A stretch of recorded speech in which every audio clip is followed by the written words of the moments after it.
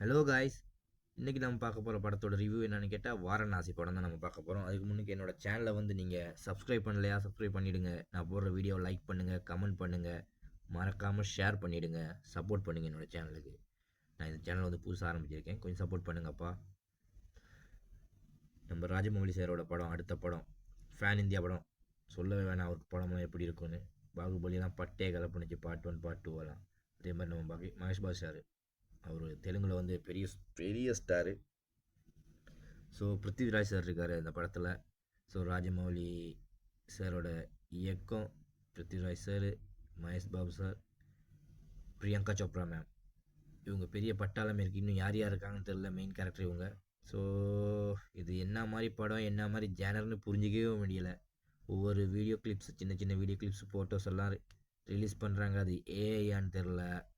So இது நிஜமாலும் ஒவ்வொரு கிளிப்ஸான்னு தெரில.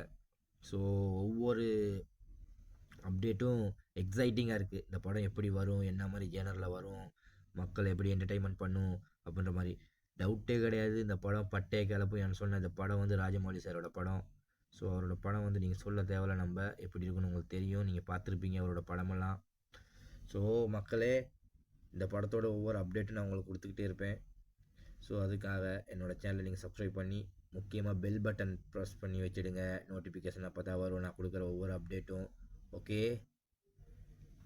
அடுத்த வீடியோவை பார்க்கலாம். தேங்க்ஸ்.